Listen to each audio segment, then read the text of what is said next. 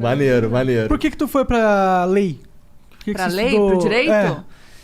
Puxa, eu não gosto de injustiça, eu tenho um problema com isso, e principalmente eu não gosto que as pessoas explorem o desconhecimento dos outros, sabe?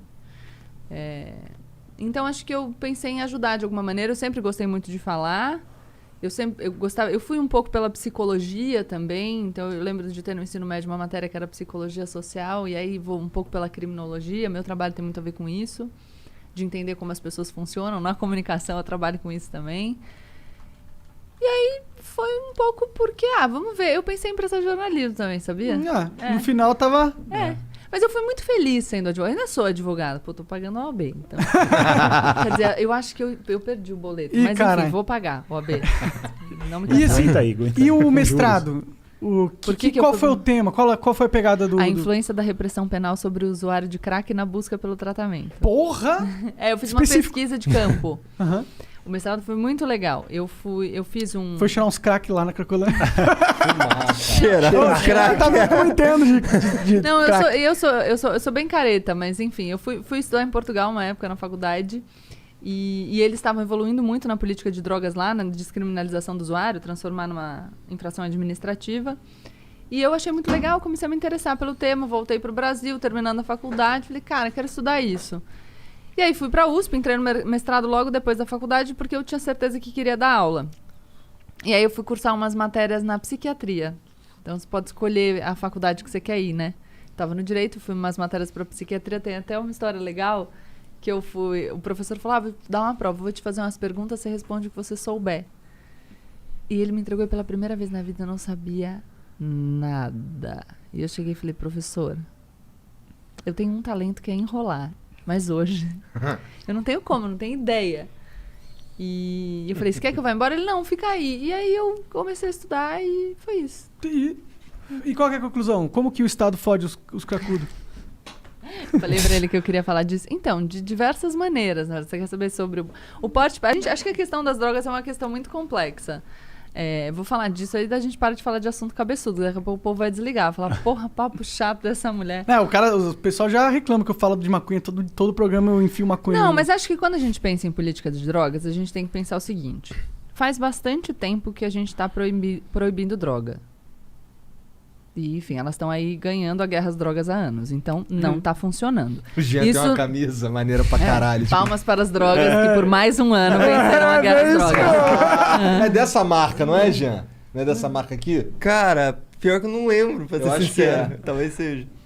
Então, acho que esse é um indicativo, não de que as pessoas precisem concordar com a minha proposta, mas de que a gente precisa pensar. Porque se a gente está fazendo um negócio por tanto tempo e o negócio não está funcionando como a gente quer, a gente precisa pensar. Eu tenho no meu Instagram uma série de vídeos sobre isso, mostrando uma fala do ex-ministro e ex-juiz Sérgio Moro, porque, enfim, na época, uma visão não considerada alinhada ao meu pensamento, e ele falando sobre o tabaco. Ele estava dizendo, a gente tem um imposto alto sobre o tabaco, só que isso faz com que uma parcela maior do mercado seja tomada pelo contrabando. 40%, e o cigarro... 60%, sei lá. O cigarro contrabandeado, ele não tem controle fitossanitário, então ele é pior para a saúde. Com a droga é 100%.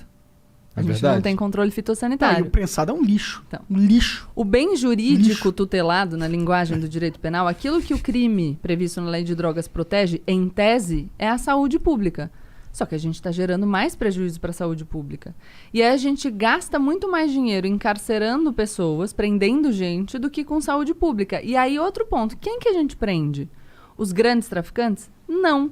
Porque eu queria trazer um livro, aliás, eu não achei em casa, o Sentenciando o Tráfico, do juiz Marcelo Semer, e ele vai mostrar que uma pequena parte das prisões é decorrente de investigação.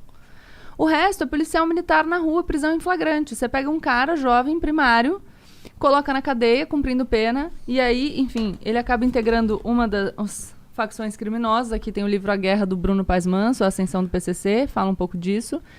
E você perde essa pessoa. Então, você, achando que você está combatendo violência, você acaba produzindo mais violência. É um contrassenso a política. Você dá material humano pro tráfico. Exatamente. Né? Porque o cara vai pra cadeia, já tem a ficha suja. Então, a questão é, a gente precisa pensar. Outra coisa, tempo de polícia. O uso de drogas segue sendo crime. Tá? Ele não é punido com pena de prisão, mas...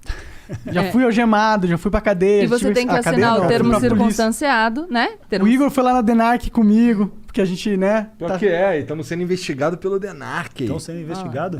Por quê? Porque a gente fuma tabaco orgânico. Dele. Mas aí você percebe? E, então, todo um dinheiro, gasto público direcionado para isso... É incentivo, talvez. Gasto público direcionado para isso, enquanto a gente não consegue punir nem 10% dos homicídios no Brasil.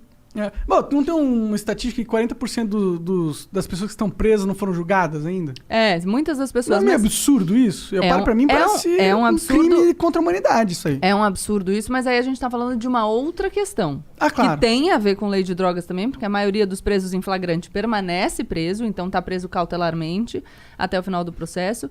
Mas se a gente pensar em total de população carcerária, você vai ter mais de 40% de presos por crimes relacionados a drogas. Você tem na população carcerária feminina 60%. E, de novo, não é o grande traficante. Então, é uma peça substituível. Sim. O que eu tô falando nós estamos gastando dinheiro, a gente está gastando tempo de polícia e não está produzindo resultados. Então, a única coisa que eu enfim, defendo é que a gente pense com racionalidade. Cara, bora debater. Não precisa concordar comigo não, cara, mas não tá funcionando. Só que sem medo, não adianta a gente debater, tipo, não posso falar sobre esse assunto, porque a gente não sai do lugar. Bom,